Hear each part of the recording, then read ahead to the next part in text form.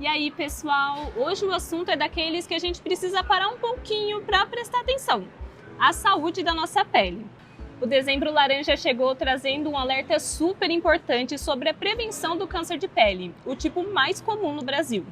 E olha, apesar de ser tão frequente, muita gente ainda subestima os riscos do sol e deixa de se proteger como deveria. E para ajudar a gente a navegar por esse tema com informação séria, mas sem complicação, convidamos um especialista que entende de tudo. Dr. Yasser Hernandes, médico pós-graduado em dermatologia, vai esclarecer dúvidas, explicar o que é mito, o que é verdade e reforçar porque a detecção precoce pode fazer toda a diferença. Então fica aqui com a gente e bora conversar sobre saúde de um jeito leve, direto e cheio de informação.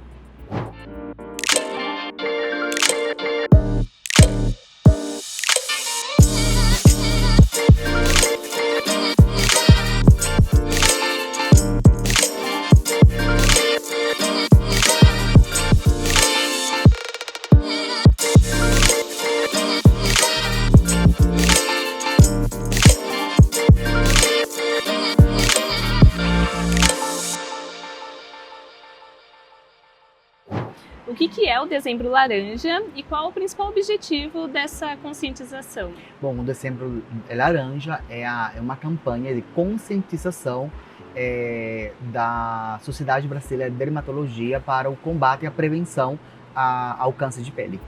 Por que o câncer de pele ele é considerado mais comum no Brasil? Então, é o considerado mais comum por causa do nosso clima tropical. Tem muita... A incidência do sol, ela atinge o Brasil praticamente em todas as épocas do ano, em todo o território nacional, e o brasileiro também tem a costume muito de ficar com um clima mais tropical, com menos agasalho, com menos roupa o tempo todo, e por isso que ao longo da vida o efeito acumulativo da radiação solar faz com que ele tenha câncer de pele.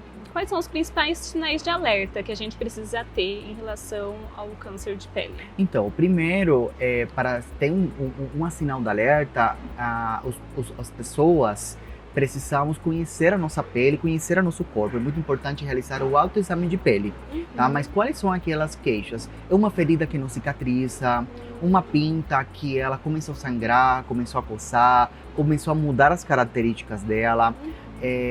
Apareceu novas lesões na pele, pacientes idosos, imunossuprimidos, né? Tá fazendo quimioterapia, também são pessoas que têm mais probabilidade de ter câncer de pele. Esses sinais, eles costumam aparecer em algum lugar mais específico do corpo ou pode aparecer em qualquer lugar? Exatamente. Bom, tem alguns sinais que eles são de nascença, são as chamadas pintas, né? Que elas podem nascer em qualquer lugar do corpo. Né, mas o câncer de pele ele é muito mais frequente nas áreas expostas ao sol.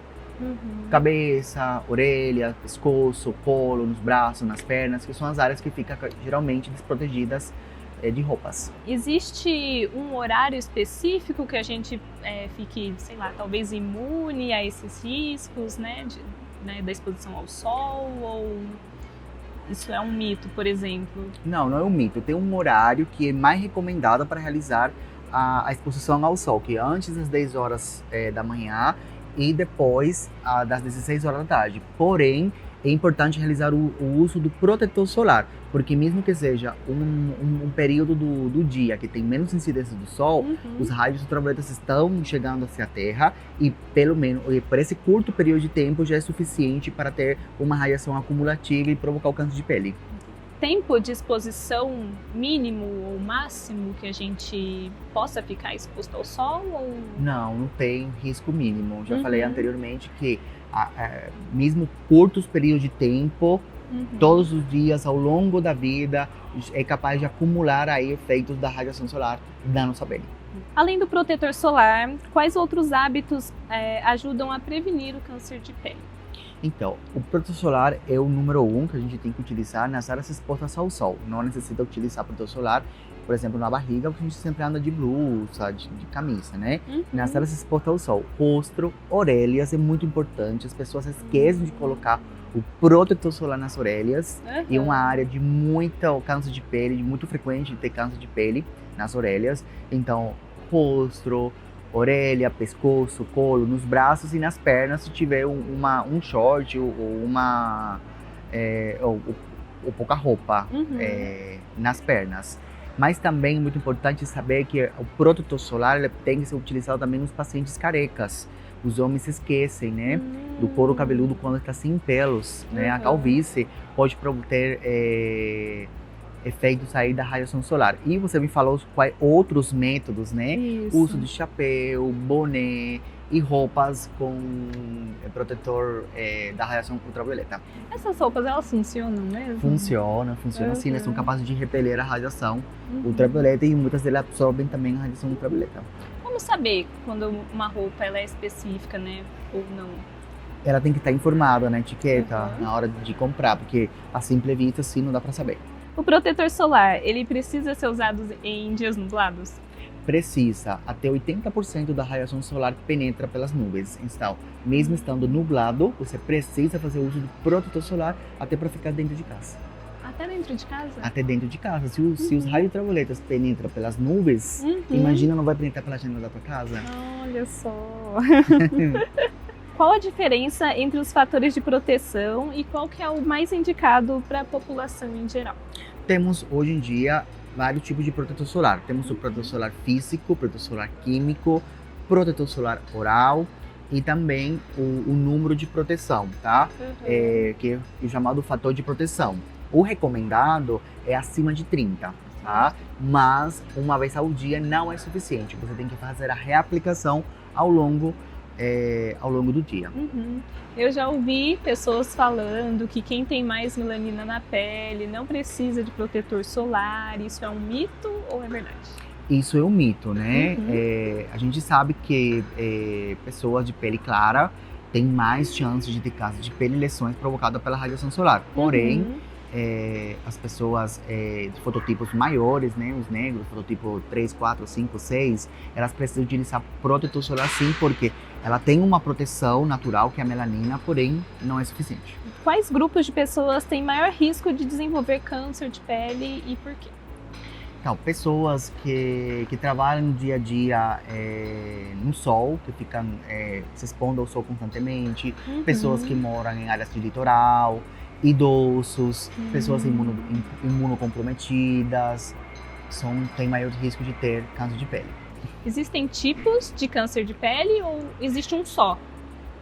Existem vários tipos de câncer de pele, porque a nossa pele ela é constituída por camadas de células e cada uma delas células tem suas funções. Então, em cada uma delas pode ter um desenvolvimento de um câncer, tá? Mas não todos, tem alguns que são muito frequentes e outros são menos frequentes. Os mais frequentes é o carcinoma basocelular, é o carcinoma espinocelular, que são os cânceres que eles se originam das camadas superficial da pele, das células da epiderme, e tá o melanoma, que é o mais agressivo de todos, que é o melanoma, o câncer de pele, que ele se deriva dos melanócitos, que são as células que produzem nosso pigmento da pele. Qual a frequência que é recomendável para fazer uma avaliação dermatológica completa? A frequência ideal é pelo menos uma vez por ano ir até o dermatologista, mas é muito importante você fazer o autoexame de pele. O autoexame de pele é realizado uma vez por mês, onde você se autoexamina a pele para ver se não tem nenhuma lesão na pele, alguma pinta que não estava, que apareceu de repente, alguma ferida que você não percebeu. Então é muito importante. De rotina, uma vez por ano, se tiver alguma queixa dermatológica, pode vir o dermatologista quanto antes. Entendi. A gente tem esse costume de, tem uma manchinha aqui, mas deixa que some. Que some, isso. Então, né, você vendo uma manchinha, alguma coisa anormal, o ideal é ir no dermatologista. Exatamente. Isso é uma queixa muito importante. Saiu essa lesão, mas eu achei que era normal, eu vou deixar pra lá. Fui passando o tempo e depois viu que não melhorava e foi no dermatologista, e muitas vezes câncer de pele. Tá? Lembrando que o câncer de pele é o câncer mais comum na população brasileira. Qualquer lesão que apareça na pele é para ir no dermatologista. Uma detecção precoce realmente aumenta as chances de cura? Com certeza. Mais de 90% dos cânceres de pele diagnosticados precocemente tem cura. E qual que é um tratamento para câncer de pele? Existem vários tratamentos. Um tratamento cirúrgico, que é retirar da lesão. Temos as terapias alvo, a imunoterapia, né? cremes, laser, etc. Temos uma área, uma gama de tratamento muito amplos para tratar câncer de pele, só que tem que ser diagnóstico precoce para ter o sucesso, como todo tipo de doença de câncer. Precocemente tem uma chance de cura e de melhora. Existe tratamento para o câncer de pele no SUS? Existe todo o tratamento para o câncer de pele está garantido pelo SUS. E como que funciona? Sabe me dizer como que funciona esse processo para você conseguir o tratamento pelo SUS? A porta de entrada sempre vai ser o posto de saúde. Você vai ter o posto de saúde, aí você vai ser avaliado pelo clínico geral.